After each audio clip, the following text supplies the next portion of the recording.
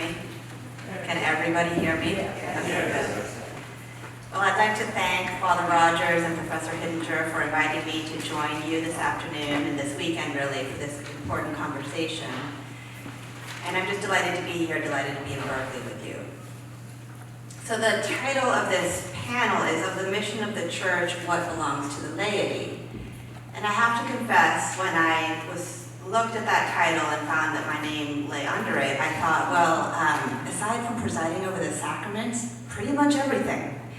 So the field's wide open, and this is going to be a really long paper. Not just kidding. It's not. So what I decided to do really instead is to go back and reread the St. John Paul II's Apostolic Exhortation, Christi Fidelis Laity, and I just reflected upon it, and I'm just going to offer you my reflections this afternoon. Most fundamentally, I was struck by how our cultural landscape has changed pretty radically, and yet how the message of the exhortation remains as challenging, if not, of course, more challenging than ever. I take inspiration for the arrangement of my comments this afternoon from St. Gregory the Great's commentary on the parable of the workers in the vineyard, mentioned in the exhortation. Remember from the parable that the landowner called the laborers at several times during the day. St. Gregory compares the different hours to different stages in a person's life. He writes that the laborers are called forth and sent forth into the vineyard at different hours. That is to say, one is led to a holy life during childhood, another in adolescence, another in adulthood, and another in old age. So the school of holiness that is human living emerges in various ways as one moves through the different stages of growth. So I'll make brief comments about each of these four stages, really brief. As St. John Paul II affirms here, and I'm quoting from the document, "This then is the vineyard. This is the field in which the faithful are called to fulfill their mission." These comments come from the field, as it were, since I'll be speaking as a university educator and a mother of four. In each section, I'll talk about how the laity can embrace this mission and rise to meet the challenges of our contemporary landscape. So I'll begin with childhood, and I'll be the briefest here. The 1960s aren't usually characterized as the decade of Catholic schools, and yet enrollment peaked during these years. Over 5.2 million students attended almost 13,000 schools across the country. Last year, 1.8 million students attended 6,300 schools. Of these students, almost 20% are not Catholic. It is safe to say that the main vehicle for faith transmission that the Church has relied upon for over 150 years, the parochial school, is at least for many of us becoming a distant memory. A lot of ink has been spilled over the loss of these schools and how to keep at least some of them going, and I applaud these efforts, of course. But for years now, children who attend public schools or other private education receive an hour a week of doctrinally based catechesis with volunteer catechists, many of whom aren't well catechized themselves. In the area where I live, many parents send their children to religious education instead of Mass on Sundays. They want their children to receive the sacraments, but not enough to send them both to Mass and religious ed. Since schooling has been the primary vehicle for faith transmission, it's what we've become accustomed to and depend upon as a church. So we are stuck in the schooling model, even when our children are attending other schools. But perhaps learning from a textbook for an extra hour a week is exactly what kids who have been attending school all week don't need. Parishes across the country need to radically reimagine what non-school-based faith formation could look like. Catechesis of the Good Shepherd, based upon the work of Maria Montessori, is one particularly successful model, but several parishes in which I've been involved have been reluctant to support this catechesis. I mention CGS as only one model, as one size certainly does not fit all, but liturgically based faith formation is certainly a good start. My children attend a PCA Presbyterian church, a program called Boys of the Bible and Girls of Grace. They really had me at the title. I have pretty serious theological disagreements with this church, but my 9-year-old told 2 of his Jewish friends just this past Sunday that the reason he didn't want to become Jewish was that it would mean he wouldn't be able to go to his Wednesday church program, where he, quote, eats great snacks and plays sports. He has, of course, learned scripture at this church program these past few years, but he receives it in a way that doesn't feel like school.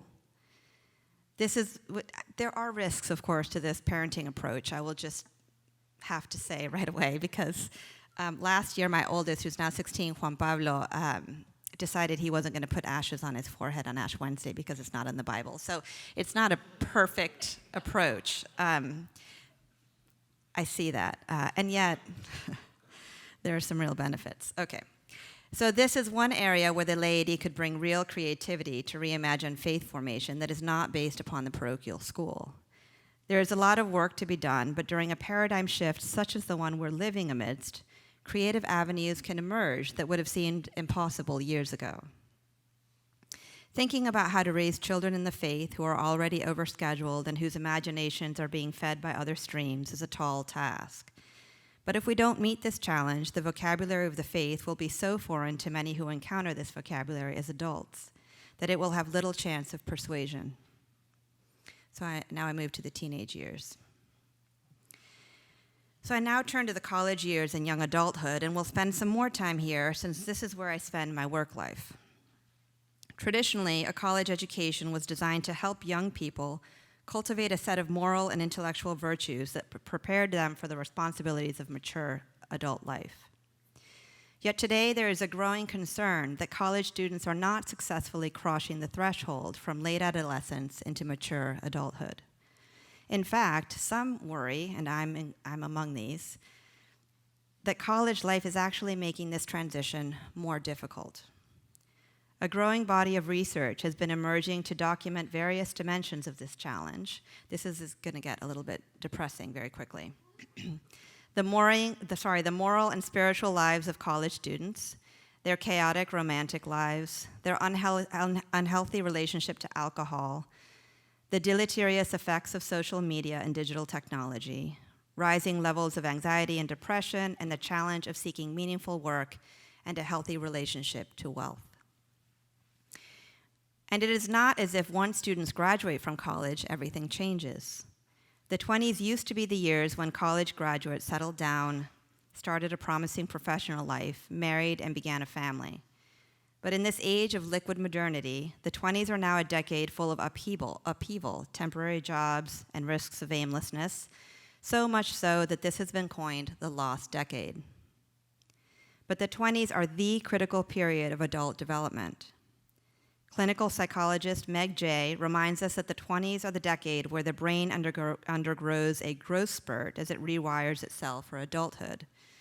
Female fertility peaks at age 28, and the first 10 years of one's working life have an enormous impact on the trajectory of one's professional development. Few things are more important than helping today's youth become mature adults ready for the responsibilities of work, marriage, child rearing, and citizenship. Yet sociologist Christian Smith describes college students and graduates in their 20s as lost in transition. He finds that they are often unable to deal constructively with moral, cultural, and ideological differences, or to adopt healthy and fruitful leisure practices, or to engage in their romantic and sexual lives in ways that cultivate the virtues necessary for flourishing families and marriages. These issues, in turn, keep them from becoming engaged by wider developments in civil and political society. College students struggle with the place of technology in their lives, the pressures of social media, with preparing for meaningful work and engaging in the habits of moral responsibility and self-mastery. They also wrestle with the questions of human meaning and purpose in a social environment in which religion plays a decreasing role for this generational cohort. Moreover, they are not currently given a clear sense that the purpose of life is more than accumulating wealth, comfort, and security, as well as the reasons why an adult life should be characterized by civic engagement, political participation, and sacrifice for the common good. Having cast off the role of in loco parentis decades ago, university administrators at Catholic universities, faculty, and staff shy away from addressing thorny issues around campus life, civic responsibility, and political participation. They often fear student complaints from all sides of the ideological spectrum, or do not know how to manage issues around campus free speech. There is a shocking lack of imagination on college campuses today about how to deal with these challenges in a compelling and forthright way. A variety of student-focused initiatives have arisen, though, across the country to meet these challenges. And I want to recognize that I'm speaking about a really elite pool and a small pool of young people. But if we've got these signs of hope, at least in this pool, there is some hope. Some have an academic component, such as Yale's famous course on happiness, University of Pennsylvania's class entitled Existential Despair, or the University of Notre Dame's God and the Good Life.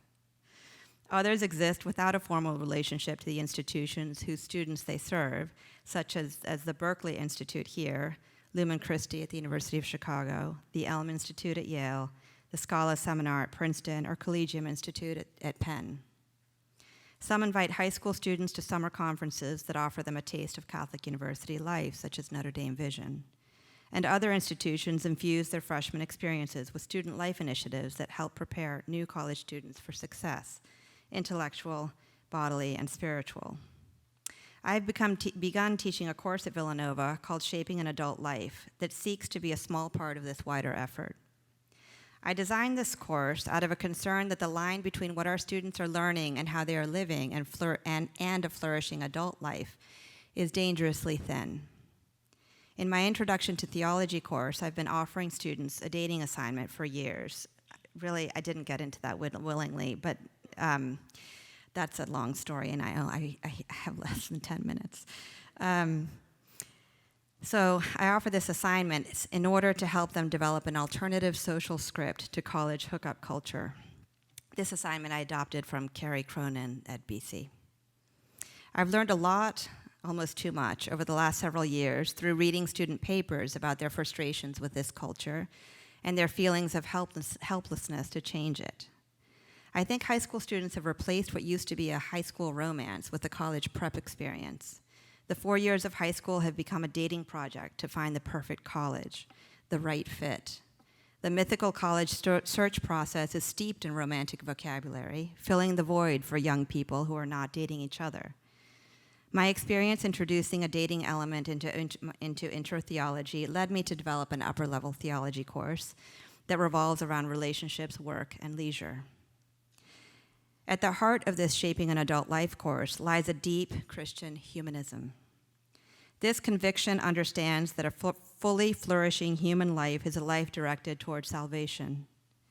It almost doesn't matter whether we assent intellectually to this fact.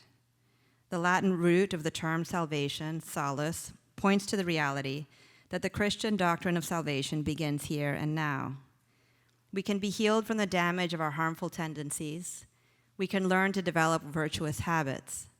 The cementing of these habits is what makes for a flourishing human life. Montaigne reminds us that, quote, we are here to compose our character. This alone, he insists, is our duty, not to compose books and to win, not battles and provinces, but order and tranquility in our conduct. Our great and glorious masterpiece is to live appropriately. Students learn throughout the course of the semester that this process is not linear, and there is no 10-point plan to success. It's more about getting us to stop and pay attention to the patterns and practices of our lives, and to begin little by little to reform these habits, to shift our attention away from all the noise around us so that we can listen to our deepest longings within. The overwhelming theme that emerges over the course of the semester is attention. The course challenges four myths about post-collegiate life. Number one, adult life is a linear development. Two, when preparing for adult life, it's most important to think about work, since leisure takes care of itself. Three, vocational decisions involve primarily heavy thinking, not one's imagination. And finally, four, when deciding what to do for work, we should be guided by what we're good at. Instead, I suggest that we can only connect the dots of our lives looking backwards, and even then, we find ourselves stitching together meaning from unexpected and sometimes uninvited fragments. We end the semester with a stunning underlining of this fact in Patricia Hampel's travelogue and memoir, The Art of a Wasted Life. I recommend that book for your summer reading this summer. With the help of Abraham Heschel and others, the course shows students that what we choose to do with our leisure time shapes us, changes us, and molds us as much as what we do for work. We spend a lot of time trying to renegotiate our relationship to technology. The first step in this process is to recognize, to really sit down and notice how tied up our daily lives are in these distracting practices. This takes some time. It actually took more time than I thought it would. Then we tried to introduce some small reforms and ask students to reflect upon these reforms. When students walked into class, they would park their phones in my phone hotel at the entrance of the class, and at the end of the semester, I asked them whether they noticed a difference. And many recognized the freedom of just not having their phones within their reach or sight. They mentioned that they began to pay attention to how they related to their phones during other classes. I also tried to convince students that our imaginations have as much a role to play in our vocational discernment as our brains. We were introduced to meditative and contemplative practices, to practices that get us to ground ourselves in our bodies. Some students realized that before college, they had art habits or they composed music. Some of them used to knit or crochet, but collegiate life didn't make room for these leisure practices. By noticing and talking about how leisure time has basically been reduced to binge watching Netflix, and then remembering that they didn't always just watch Netflix for fun, my students began to feel the desire to do something else in their brief time off. The social script in college about leisure is appallingly unimaginative. Many choose to opt out of the party scene. Really, a lot of students opt out of the party scene. There's data to back that up. But they have not necessarily been able to construct leisure practices that fulfill rather than deplete their tanks. I ended by claiming that when deciding what to do for work, we shouldn't focus as much on what we're good at as on what we'd like to become good at. What looks like natural ability is most often the product of countless hours of determination and toil. My students feel ground down by all their study and work obligations at Villanova. Over fall break, they were asked to disentangle themselves from one obligation or commitment. Not a single student was able to do this. Well, one was, but it was because I was the faculty advisor to the group, so it doesn't really count. One of my students asked me this semester, quote, "Is this what adult life is, where you never have enough time to get done what you're supposed to get done in a day?" A handful of students wrote in their papers about how their health has suffered from overwork. I think that we as a church have a real opportunity to offer young people something that is not on offer in the wider cultural currents in which they swim, and that they intuitively know that they need. My sense from my students is that their relationship to the Catholic Church emerges from very localized experiences. Many of them don't know who Cardinal McCarrick is, or that there was a grand jury report released in Pennsylvania this fall, and I teach at Villanova, which is right outside Philadelphia. They've been shaped much more by their parents, their parishes, and their schools. Those who attend Mass in college report that it is a respite in an otherwise work-worn week. This creates a real opportunity to offer them either liturgical experiences, small faith-sharing groups, retreats, hiking trips, or other avenues of entry into the patterns and practices of Christian living. I find that they respond really well to any non-technology zone. Many of my students are carrying around wounds from decisions their parents made that have marked them in ways they would wish away. When we read The Jeweler's Shop, St. John Paul II's play about marriage, a play that portrays a profound Christian realism about what marriage really is, they've asked why anyone would get married if what is portrayed in The Jeweler's Shop is really what it's about. The cinematic portrayals they see all around them about love and marriage couldn't be farther from the truth. It is, of course, true that the joys of family life are real, enduring, and graced. But what makes the Christian account of family life countercultural, what gives it its distinct meaning, is the fact that the trials of family life are transformed from within and turned into joy. Lifelong patterns of obedience, generosity, forgiveness. I'm from Argentina. I cry all the time. It's don't even pay attention to my tears. Lifelong patterns of obedience, generosity, and forgiveness forge the Christian family.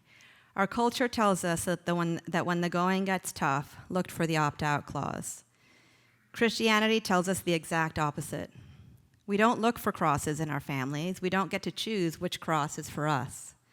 They come looking for us. They come into our families uninvited. But when the going gets tough, we draw strength from the cross of Christ. Our tribulations will, at the end of time, turn into triumphs. Young people today need to be introduced to this deep realism. Many are already familiar with the trials and challenges of family life, but the false romanticism the wider culture feeds them about marriage and the unhealthy social scene is certainly no recipe for success. We have another story to offer, one that is both hopeful and real, and that takes into account human failings and tragedy, and yet does not give in to ultimate despair, but rather offers the hope of healing and grace. I remember Father Thomas Joseph White saying some years ago that secularism has been great for the Dominicans. I actually think this is true for Catholicism generally. We have the language, the vision, and the truth to challenge the secular currents in our culture. Sometimes I think we just lack the confidence to speak up. I have a section on adulthood, but I'm afraid I don't have time to go into it. Okay, all right, I'll do it. It's not long. Well, of course, I said the whole thing wasn't going to be long. Okay, so in this last segment, I'd like to talk about the possibilities that living longer brings to church life. I teach in a master's in church management program run out of the Villanova Business School. I've met such impressive adults, from college graduates to folks in their 70s, who are looking for meaningful work in the church. Some of these students want to give back to the church after having satisfying careers in the business sector and are offering their expertise to religious organizations.